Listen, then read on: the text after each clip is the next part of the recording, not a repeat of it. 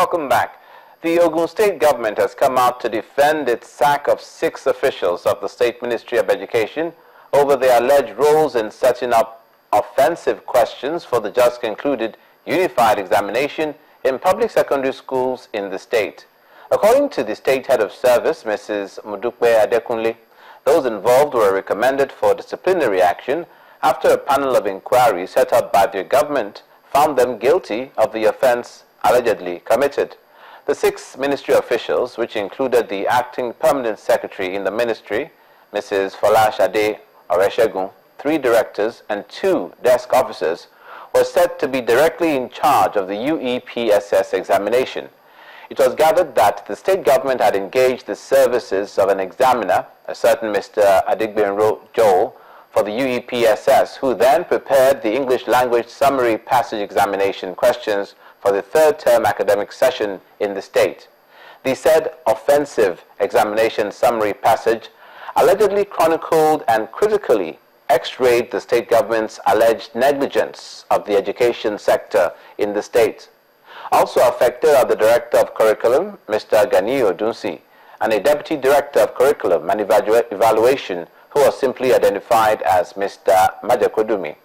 The examiner himself, who also teaches at the Mayflower Secondary School, Ikene, as well as 2 desk officers whose identities could not be ascertained as at press time.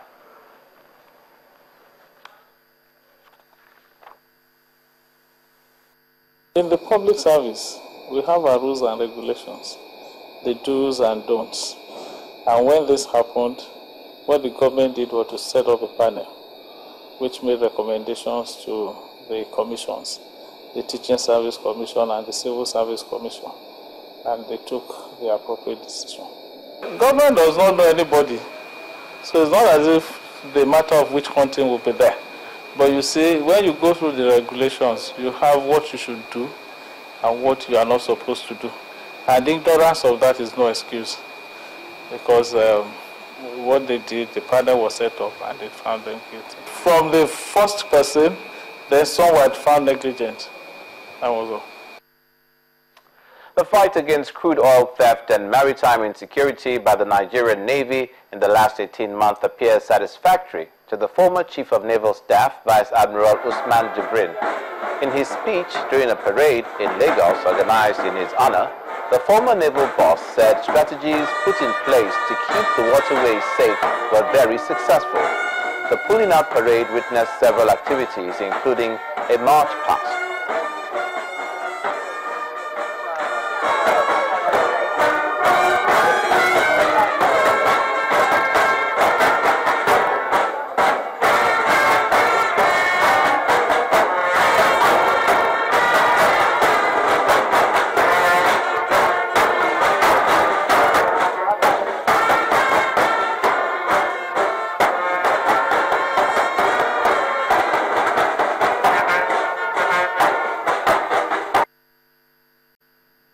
Assumption of command, I articulated my vision, which was thus to emplace a well-trained, equipped, maintained, organized, and highly motivated naval force capable of being deployed singly or with other arms of service in the defense of Nigeria's maritime environment, other global sports, and of course in the Gulf of Guinea for sustained economic prosperity of this great nation. After articulating my vision statement, I decided to place high premium on adequate training, motivation of personnel, and operational availability of assets in order to evaluate the ability of the Nigerian Navy to effectively perform our assigned goals. These efforts have indeed paid off, as evidenced by several achievements recorded by the Nigerian Navy in the past 18 months. And that particular event happened in the southwestern part of the country, Lagos State to be exact. Elsewhere, the National Assembly has approved the request for $75 million loan from the World Bank by the Edo State government.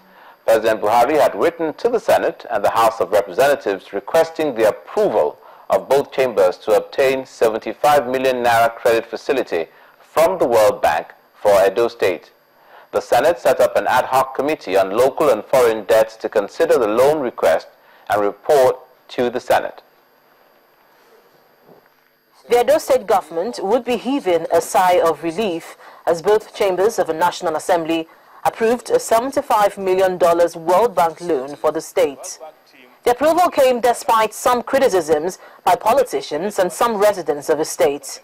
The $75 million loan is the second batch out of a total $255 million from the World Bank Development Policy Operation. The Senate had earlier set up a committee to consider the loan request and get back to the Senate. The chairman of the Senate committee presented the report on the floor.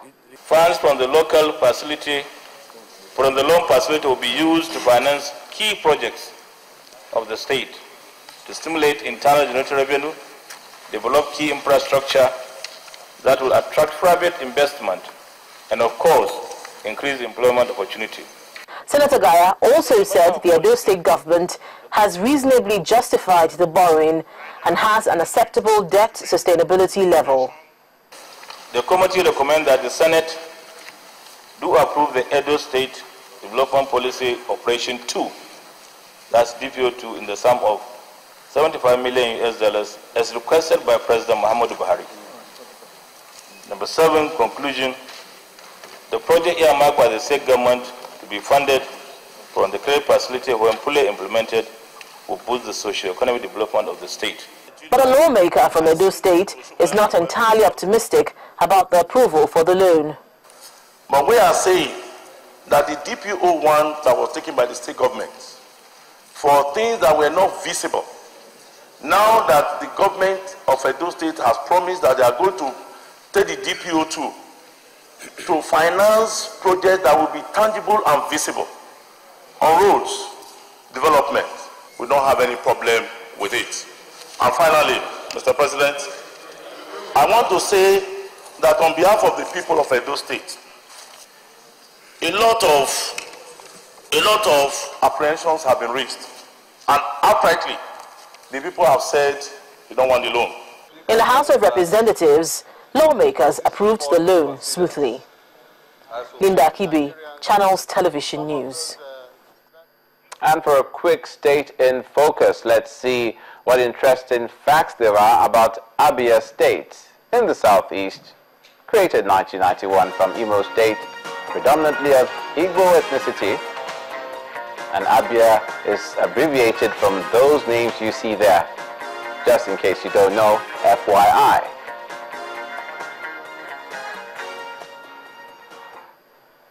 So before that, Edo State brought up the rear on news across Nigeria. As they say, don't spend it all in one place. That's it from all of us on news across Nigeria for this edition. Thanks so much for watching. Till we come your way again, do have a great weekend.